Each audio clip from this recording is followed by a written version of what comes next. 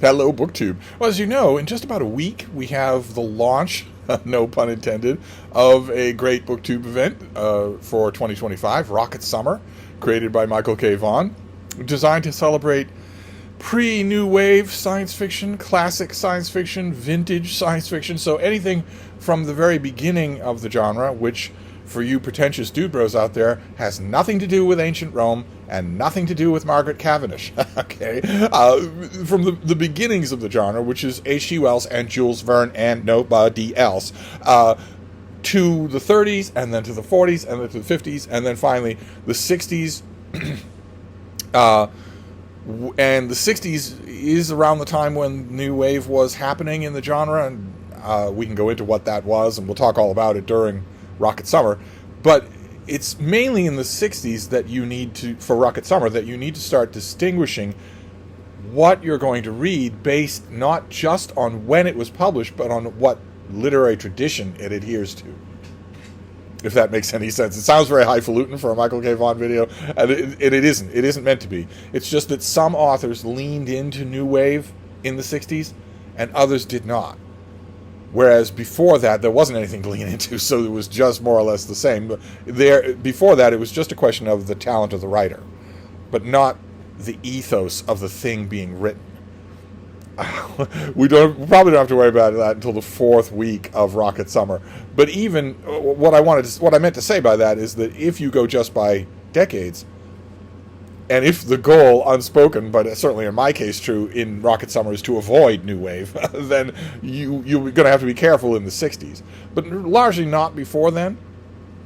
And a number of people have been talking to me about TBRs, wondering what they should read. There have been some videos on TBRs for Rocket Summer. I don't usually do TBRs for anything because I have a lot more reading time than most people do. So I don't, and I also don't need the pep talk, which TBRs often are for people who make them. It's an extra way to commit yourself, and I don't need that either. So because all I do is read. So I usually don't, but for Rocket Summer 2025, I have the invitation to a great TBR.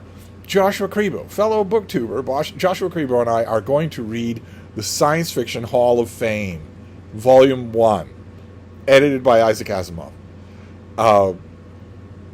And Robert Silverberg, right? Oh no, it's edited by Robert Silverberg. If we do about one story a day from this book, we will cover Rocket Summer. That's fine by me. I'll probably get in, these are short stories that don't take long. I'll probably get in other reading too. But Joshua and I are going to read this together. And it's going to be quite the experience. I have read this book, not this volume. This volume is in perfect condition. I've read this book many, many times. I consider it one of the great science fiction anthologies. I've also read the authors in here, almost all of them. Almost all the authors in here, I've read everything they've written. And some of them many, many times. Let's take a look and see. John Campbell, Lester Del Rey, Robert Heinlein, Ted Sturgeon, Isaac Asimov, A.E. Van Vogt, Clifford Seamack, Frederick Brown, Judith Merrill, Cord Rayner Smith, Ray Bradbury, Fritz Leiber, Arthur C. Clarke. I haven't read everything by a lot of these. Some of these authors I haven't read everything, but quite a few of them. Cord Rayner Smith, I've read everything. Fritz Leiber, I've read everything. Ray Bradbury, I've read everything. Clifford Seamack, A.E. Van Vogt, I've read everything. I don't think I've read everything by Isaac Asimov, but who has? Right? Theodore Sturgeon, Robert Heinlein, yes to both of them.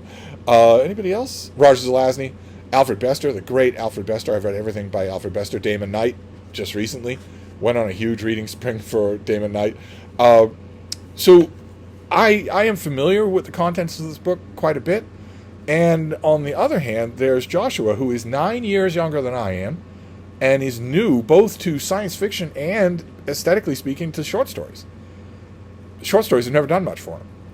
And I'm pretty sure that most of the authors he'll be reading in this anthology, he'll be reading for the very first time. In any way. So that's interesting on its own. And most of the short stories in here, I believe, fall well within the range of June on the Range. Yeah, it looks like the very latest thing in here is 1963. And everything well before that. Everything else well before that. So, in addition to whatever else I do for Rocket Summer, I wanted to let you know, Joshua's already made an announcement video of his own. I'll link to that down below. We're going to be doing this, and we welcome you to join along. If you don't have any plans for Rocket Summer, if you haven't really nailed down a TBR, a short story a day is easy. It's an easy TBR. Some of these are longer than others. Some are just a couple of pages long, and others are longer. So there's, as usual with any anthology, a drastic unevenness in quality that will be worth itself talking about. So feel free to join us. There's an e-version of this that does not have Silverberg's introduction.